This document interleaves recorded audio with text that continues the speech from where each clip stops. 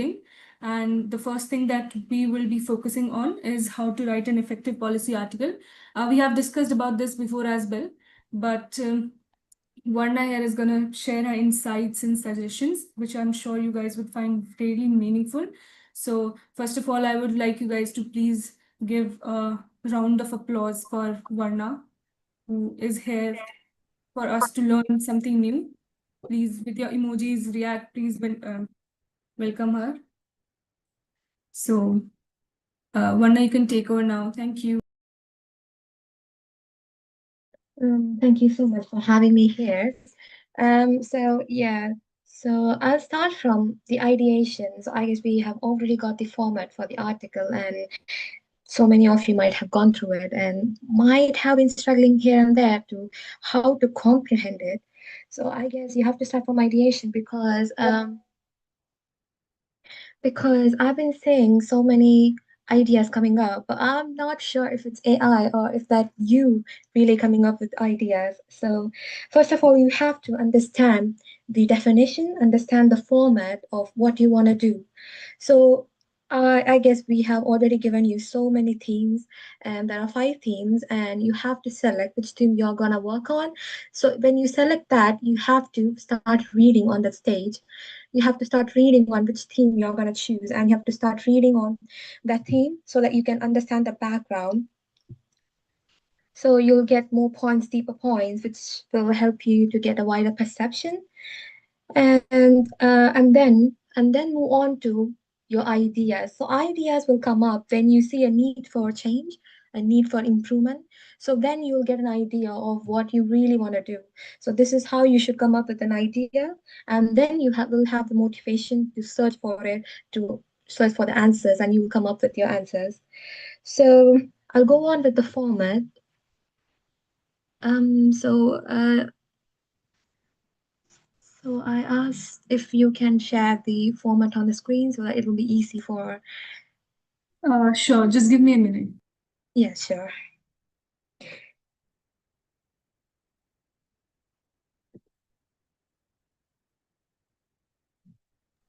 Hope my screen is visible to you all.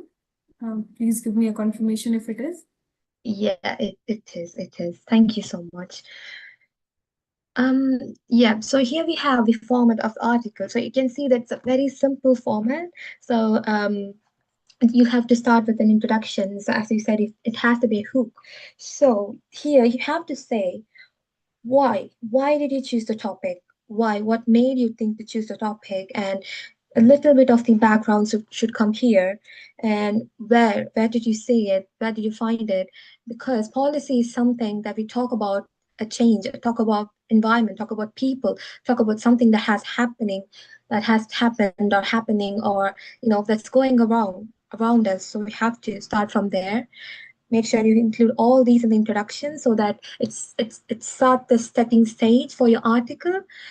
And then from that you have to move on to the background and context. So background and context is where you have to introduce everything. So that's why I said that you have to have a good ideation process where you have understood everything. So if you have understood everything, for example, if you have taken something like vocational skills for school children for better employment or something like that, you can start from there, saying that what is the school education happening in India, and how is it, and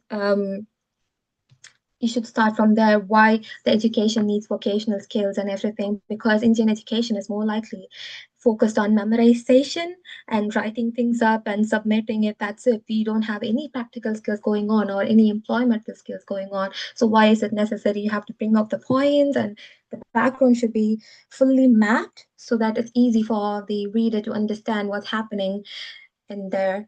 So, and then you can also bring out the previous policies, such as I hope you all know that India before a decade might have a different policy, like the um, the education is a bit different in a decade back, and now a decade after it's a bit different. So if you take the employability skills, it might be. I'm not saying that we don't have employability skills educations in India, but still, it's not up to the limit, up to the need we need it. So you have to understand what's the policies that have been introduced, and you have to frame it and you have to write it. You have to give justice to the points there, and then you have to go for the analysis and co-argument. So here is where you have to come with your debate of why you have to bring out your findings. So if you have set the background and context with the previous policies, you could have identified some gaps on it, right? You could have identified some gaps that now might need to be bridged upon, or might need an adaptation, might need a change, or that might need a filling on it. So here is where your argument comes in. So it should be a flow of contents there, and then you provide your main reasoning there, and then you have to show the cause and effect relationship. For example, as I said early on about the employability skill. So if you take that to come up with anal-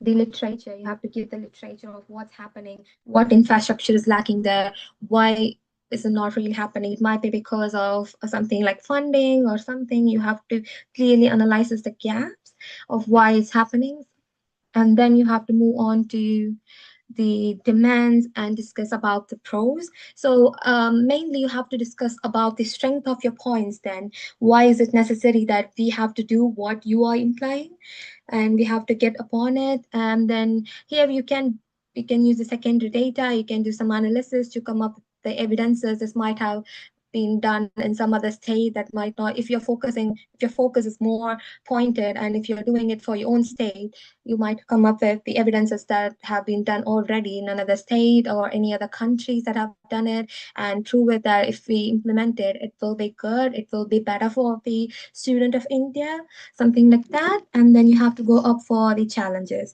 So why hasn't been done yet? For example, if you think about Indian school, the population in Indian school is vast. So if we have to implement something like that, you need a lot of fundings and a lot of resources, which government of India is still finding it hard to divide and give to schools. So you have to identify the challenges and the rural districts. If you're thinking about giving some digital skills or something like for employment, and you have to think about the rural areas, or is it that still accessible for the rural areas kids? And these are the challenges, something like that. And then you have to move forward now with suggest realistic. So you might have identified the challenges, so now you have to give the realistic ideas, because India needs realistic ideas. So something like you have to come, okay, so we can't do it with a lot of fundings. So we need something that minimizes our funds and that makes it more accessible to even the rural areas. So you have to give the points that is gonna, that is not gonna be more challenging, but still it's gonna cost less or becoming more accessible, something like that, which is gonna state your point more stronger over there. So then you have to come to the conclusion again, where you can wrap up the argument saying that finally you have to say why is it necessary? Why is it necessary to for the student of India, for the kids of India to get the knowledge and skills of employable vocational knowledge and skills? You have to prove why is it important, why now, and how is gonna be important in the future. So something like that, which should show that you have the motivation to change something, to change something, and it should be more likely the crisp of the article. I would say, like, it should be the crisp and the last touch, the final touch of the article that is gonna keep the readers think about it, reflect about it, even after they read your article. So this is how the format of the article should be. And so for these to be done, your idea should be perfect. And perfect in a sense, it should not be really perfect. It should be something that is more likely you came up with, not some AI, or not something that that is not, that's something not from you. It should come from you. And this gives you more creative thinking and more likely an authorship of your article. and immerse yourself in what you read, immerse yourself in what you understand. If you couldn't understand a background, if you couldn't understand the basics of what you are going to do a research, and you're just going to copy paste everything, it's not going to happen. So you have to understand the basics first. You have to understand the foundation of what you are going to learn. For example, if you doesn't know anything about the education system in India, and you're just going to introduce the vocational skills in it, it's not going to happen in it. So you have to understand the education system at least how much ever you can, and then move on to updating it. So if you can't understand the foundation and you're going to find a flaw, it's not going to happen. So you have to understand the foundation, and then understand everything. That gives you wider perception, and then move on to your article. Now this is how you set the pace and you do the article.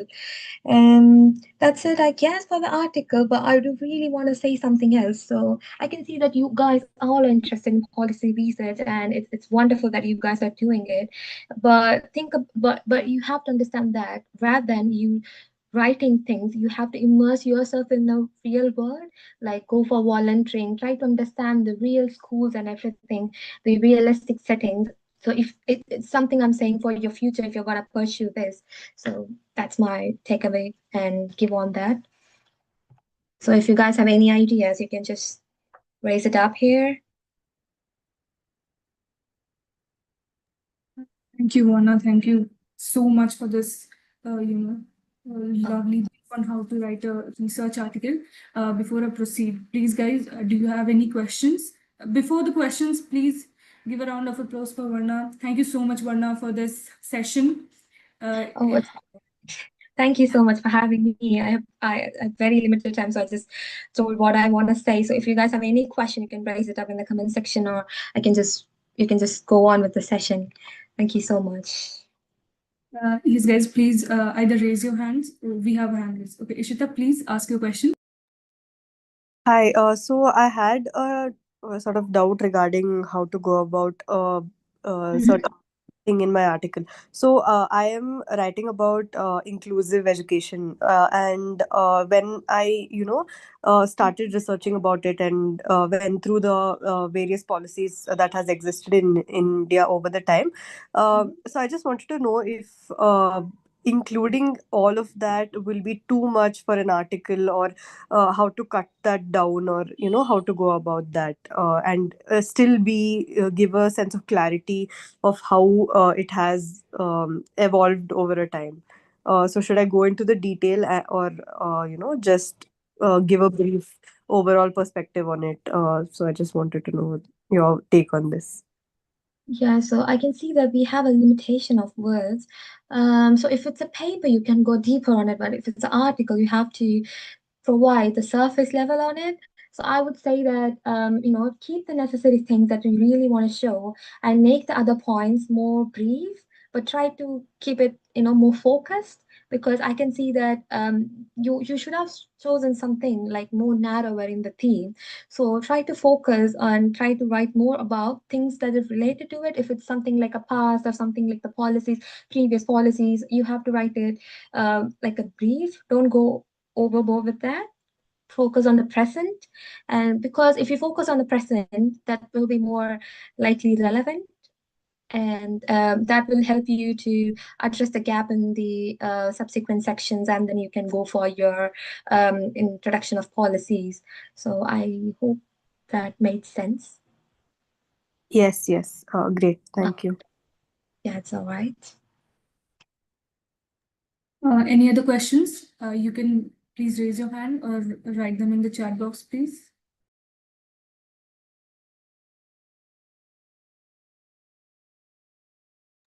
So we have a couple of hands. Can we have Manisha first, please? Yeah, thank you so much for giving this opportunity. Your insights is very good, ma'am. Like, I want to ask you, like, if we are mentioning some statistical data or something data, so like we should mention the resources where we are using the data in the sentence or in the paragraph, or we should cite all the resources we have used at last of our article. So basically, I would suggest you give citation, insertion near the data if you're gonna say things, because it will be easy for reader to catch it up easily because statistics is something that's really important if you're going to show it. It's going to make your article so good.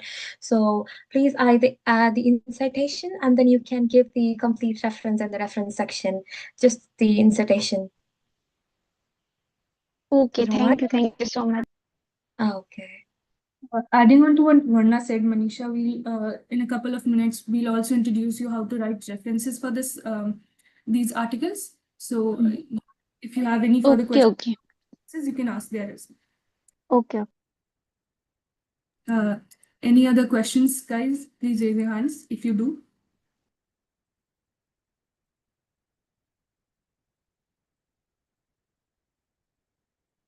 Uh, So can we write the solution as bullet points or must it be in paragraph?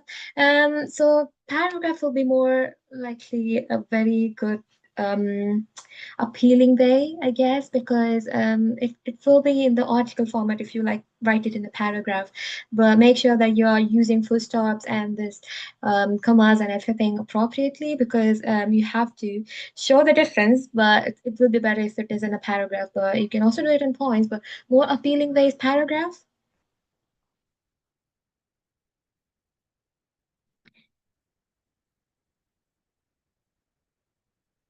Okay.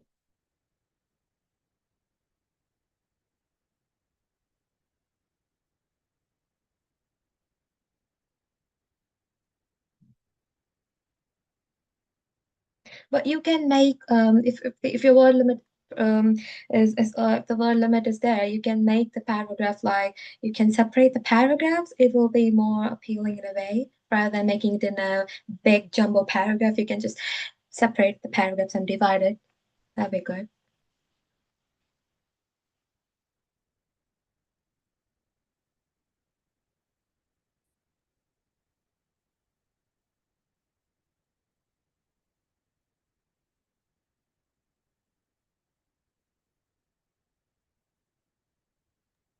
so I guess it did. I'm hoping that did answer your question. Thank you, Varna. Any other questions, please ask.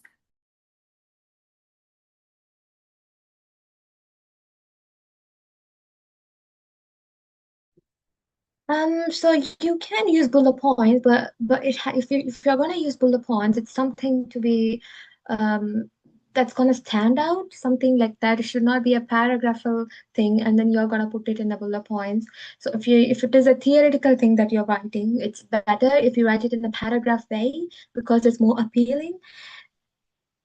It's more appealing because if you put it in a point, it's gonna cover your page up, and it might be like you're doing an assignment for your school, for your college. So I would suggest that if you can go in a paragraph way, or if you're gonna store your stats and you need it to be in a separate paragraph, you can do it. You can divide the paragraph. You can make it like division of paragraph, not more than 3 or 4, but points is a bit like a school way. It's not more appealing for an article, but if it like statistics or something else that you really want to show it, you can do it.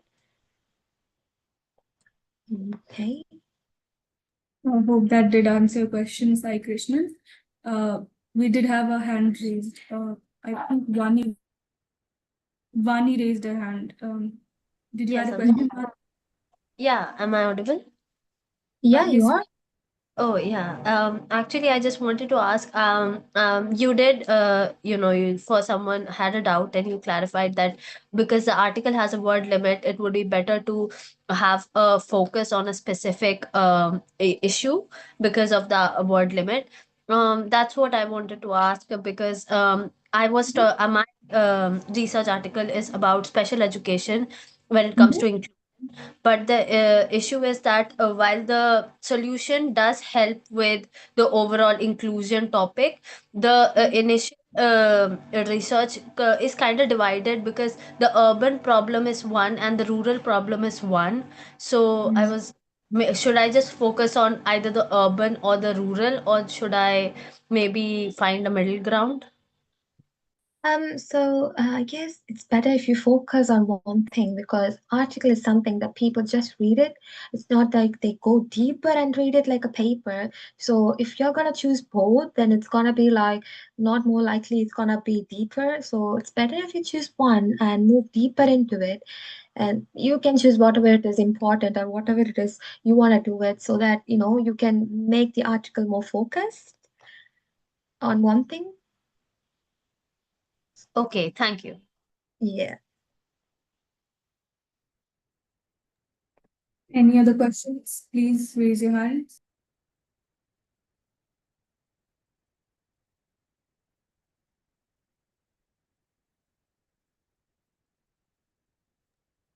So I guess no more hands are being raised. So I'm assuming that everything is clear to you all.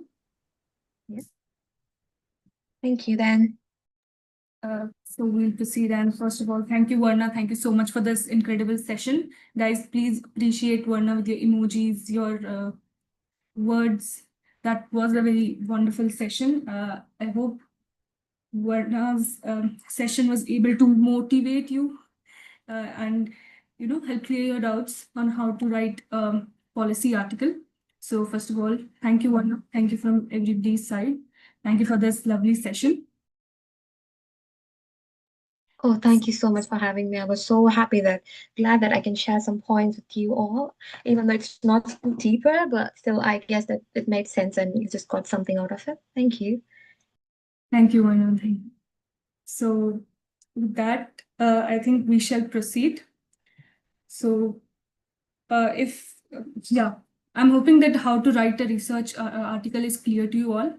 But there is a very important part in writing research articles. It is the citation. It is referencing, like Manisha did ask the question regarding that. So like mentioned in the meeting as well, introductory meeting, that you all would be needing to write references. So the references would be in APA format. I'll quickly share the format for that and explain you a bit on that. So if everybody's on the same page, shall we proceed with references? Please give a thumbs up, or you can speak with your mics on.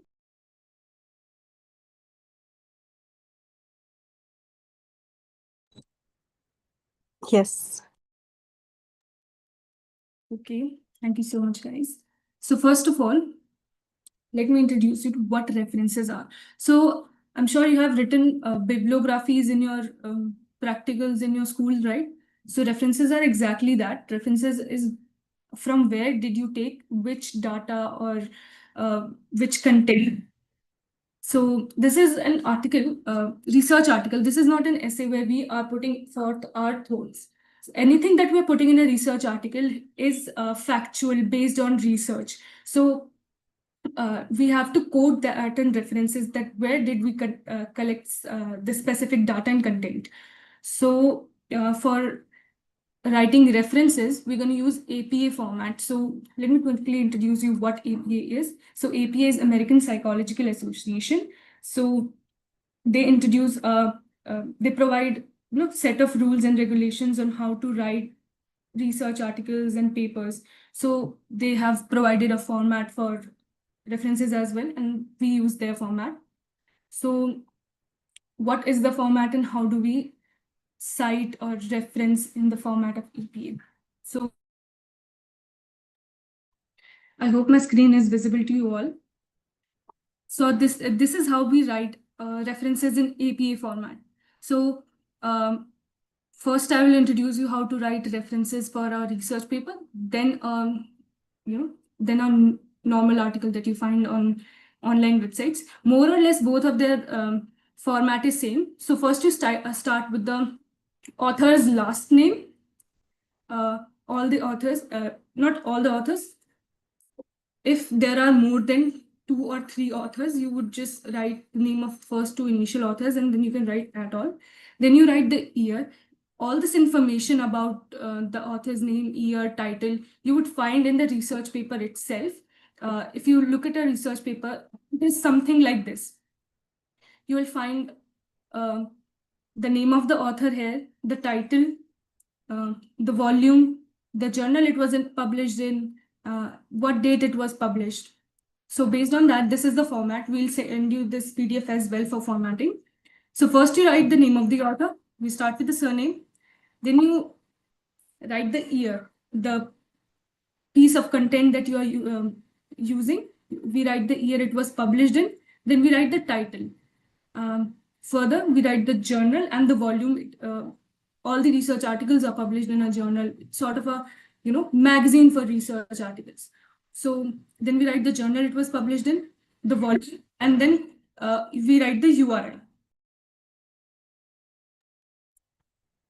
In URL, we mention our DOI number. So quickly briefing you on that, DOI is like a identification for a research paper, like cars and bikes have a number plate. So it's sort of a number plate for research articles to identify, differentiate, and help find them in the vast internet. So this is the format for writing a reference. You all can look it here. So I have included a sample format as well. So this is the research paper I'm referring to. First, we will write the author's name. We'll start with the surname. Then we'll write the year it was published in. Then we'll write the title of the article and the journal it was published in. And here is the volume, if you can see. The volume it was published in, and the issue, and the DOI number, which would be mentioned here. So this is how you cite a research paper. When you're referring to an article, that is, online article, that is not a research paper, or any piece of information that is not a research paper, the format of it is more or less similar. You write the name of the author, the year it was published in, the title of the article, and in the place of journal name, we would write the website that where you took it from. If you are taking it from a news website, then you'll write the Times of India or Hindustan Times name, and then you would write the URL for it. So I'm hoping I did make a little sense to you all. Sorry to interrupt. I didn't get the DOI part. Where do we? Okay, so basically, so basically, what DOI is, before understanding the DOI part, DOI is like a identification number for research articles and research papers. Like cars have number plates to differentiate them from each other. DOI is something similar, but for research papers. All right. So you can find a research paper from the DOI number. So we add the DOI number to make it more accessible, and we are not confusing it with other papers, those who have similar names, right? And where you will find the DOI number, it is mentioned at the paper only. But if you're citing an article, it is not necessary to write DOI number, because you won't find the DOI for a simple article. Instead, you can paste the URL. DOI number would be present in the article or the research paper you are mentioning itself, in the session above, or with the author's name. Did that make sense? Got it. Yes. Guys, if you have any questions, please unmute your mic and you can ask them, because this is very important. You have to mention references with your research article. I'm having a doubt. Yes, please ask. Like if we are citing from any government website, so how will the format will be? So for the government website, it is also a website, so it will more or less be similar. We won't mention the author's name because it won't be there. You could just write the year and the website or the ministry it comes under. Like you can just mention the name of the website and the URL. It will work. Okay, so first it will be year. I'll have to check on that, if the year is first or the site name. I think the site name should be first, and then you can write year, and then the URL. Okay. Okay, yes, Manisha, please ask. I was asking that if we are mentioning a report, so like उसमें तो ये सब नहीं होगा ना, journal volume. तो हम ऐसे लिख सकते हैं कि मतलब ये रिपोर्ट और ये इस मिनिस्ट्री ने इशू की या फिर कोई इंस्टीट्यूशन ने, और फिर उसका पब्लिश्ड ईयर, या फिर हमें ये फॉर्मेट यूज करना पड़ेगा?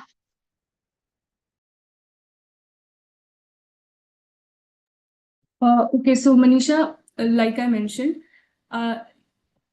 वॉल्यूम और जर्नल नेम नहीं होगा अगर आपका रिसर्च पेपर नहीं है और वो रिसर्च वेबसाइट पे इन जर्नल्स में नहीं पब्लिश हुआ है, तो when you are citing such reports, आप यू कैन साइट इट जैसे नॉर्मल आर्टिकल्स हम साइट करते हैं ना, और जो जो उसमें हाँ अवेलेबल हाँ। हो आप, राइट, जैसे आप अगर आपके पास ऑथर्स नेम अवेलेबल है तो you would write that, then you will write the title, right. Okay okay.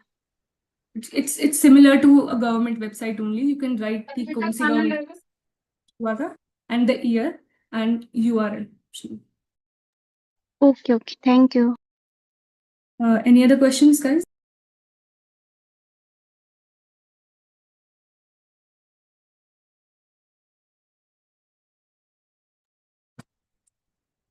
Any other questions? Can you specify about the font size and format? The font information about the font that we have to use in the article, it's not mentioned, but we'll send it in the group. So the font is supposed to be Calibri and size 11. All right, I'll send it in the group as well. Your whole article is supposed to be in that font only. Okay.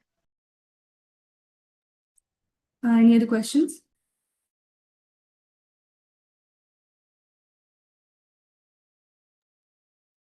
So I'm assuming there are no more questions. And the confusion about how to cite a government website name. I think Sai Krishna asked that question. So I'll quickly rephrase it. I have confirmed. So when you are citing a government website, you'll write the ministry that it comes under. Then you'll write the year and then the title of the web page or the document or the report that it is, and then the URL. Hope it Can you made sense to you. again? Sorry. Okay. The government website Mhm. citation, can you repeat the format? The one you Sure. just said. So when citing a government website, the format that you're going to use is, first you have to write the government department agency name that has published this report. Then you will write the month and the year. The year would be fine, it would work. And then you would write the title of the study, web page, or whatever report it was, title of the report, and the URL. I was clear with that one.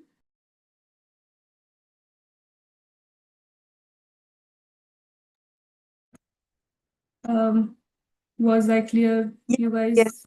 Yeah, thank you. So I hope everybody understood how to write references. I'll share this document in the group as well. Just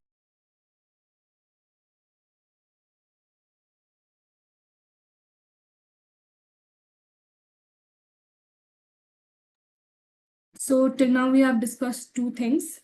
The first would be how to write an effective policy article. The second one was the references. If anybody has any doubts till now about both the things, please go ahead and ask before we proceed further.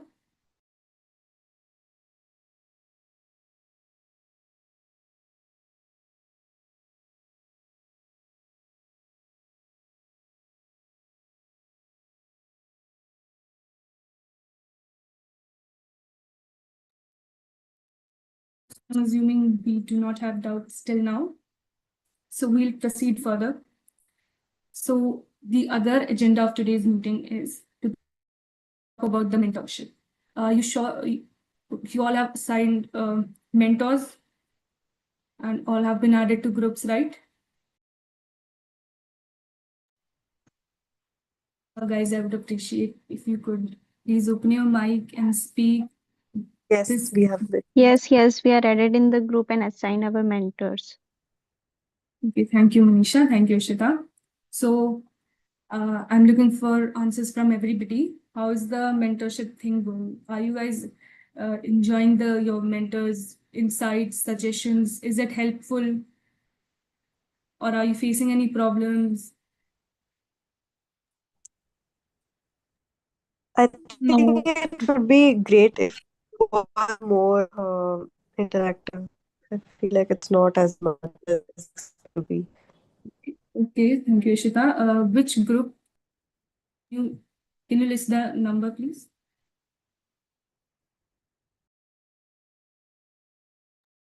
Yeah, sorry, group 8.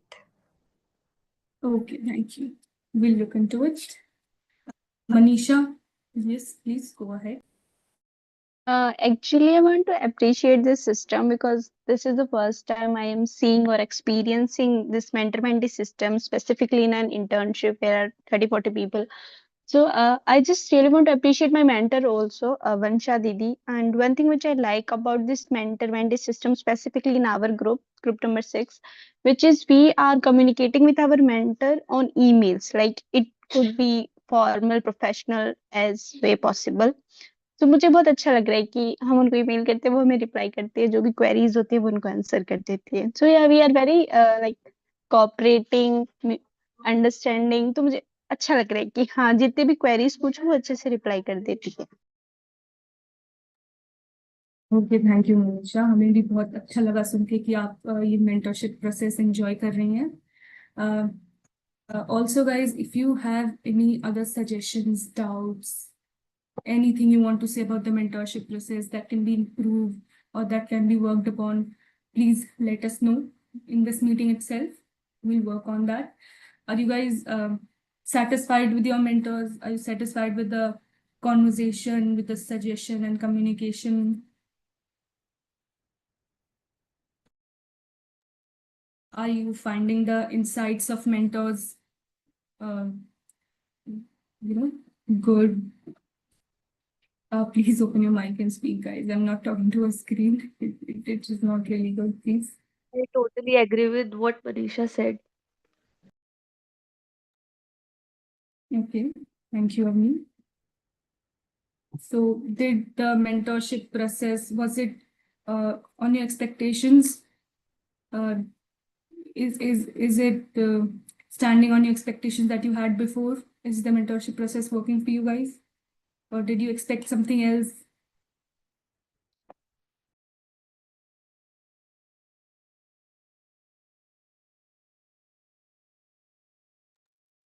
Well, the mentorship Yeah. process, I think personally has been way beyond our expectations. I think a lot of us would agree that, as I mean, it is kind of a streamlined opinion, but we all thought that it's an NGO and there would not be much of, it's just gonna be our work being kind of used, but that was definitely not the case. And we are actually thinking, and we are, when this internship ends, I think we all would have learned a lot than we know.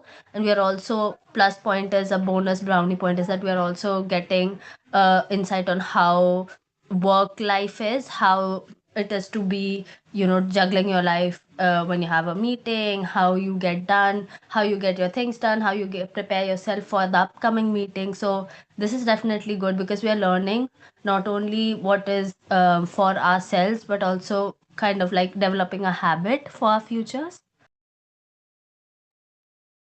Thank you, Vani. We're glad that you are able to enjoy this process. Our motive with the mentorship process was same as well. We want to provide you an experience, how things are done, how corporate life works, and how you to work in a team. So I'm really happy that you guys are able to enjoy that. Um, do you feel that the mentorship process has, somewhat helped you in motivation and, help you gain some confidence in writing by suggestion of mentors? Do you think it has helped you in that department? Yes. Okay, thank you, Manisha. Guys, I would be it would be really helpful if others could speak as well.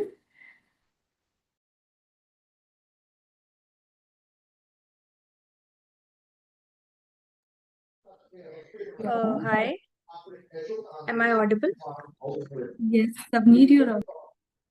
Yes. So I just want to say that it is very engaging, and after the sessions, first I was a little intimidated because I've never been a part of mentorship, but after talking with my mentor, I feel very confident that yeah, I can engage with people. So yes, it's definitely helping a lot. Thank you, Savneet. We are glad it can help you. Do you guys think this team ratio, mentor-mentee ratio, 4 to 5 interns per mentor is helpful in your engagement? Is it working for you?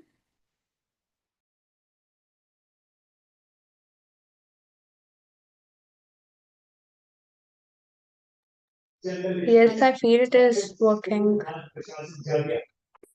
I think when it comes to mentor-mentee ratio, I think keeping it a low number is more helpful because it's more accessible and you can reach out easily. So I think it's a good thing. Reduces the burden on the mentor, like to mentee all those numbers. Sorry, Rakshit, can you repeat?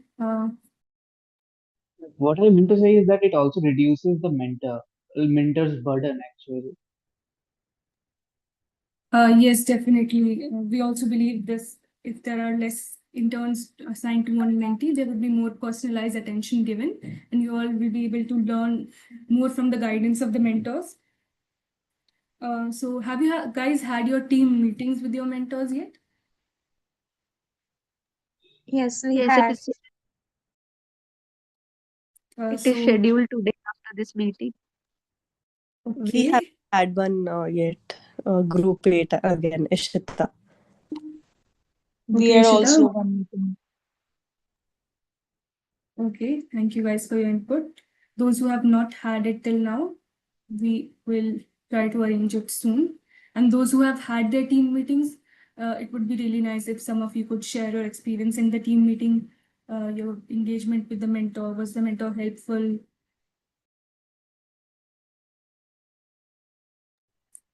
Just a few lines, if you could please, those who have had their team meetings, because some of the groups have had their team meetings. I have checked that.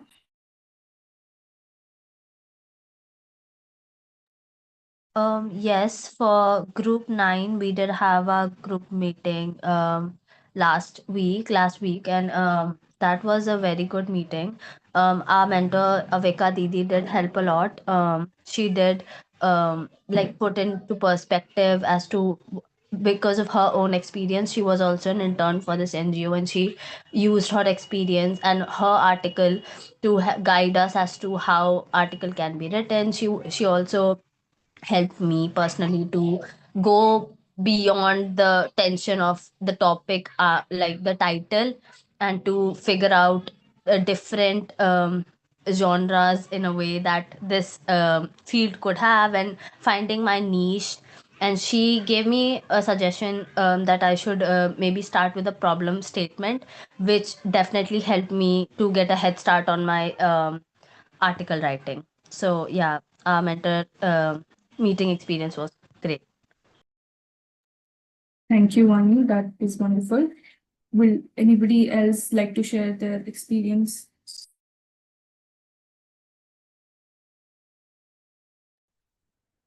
Okay.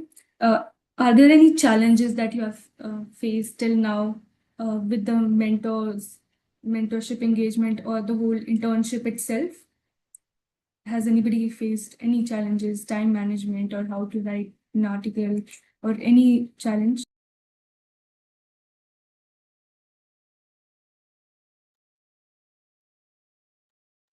Getting a couple of no's. No, I You think in that sense, it's been very flexible, this internship. And as I think Vani said, like we are learning how to balance it between our other work for the day and then these meetings. So I think it's great. Okay, thank you, Ishita. So Are there any suggestions from you guys on what we can improve with the internship or the mentorship process? Please let us know, and please, guys, do let us know. Open your mics and speak. This is, this will be helpful for you only. Any suggestions? You can put it I in the think chat as box. of now, everything is going all right. Okay, thank you, Ami. Anyone else?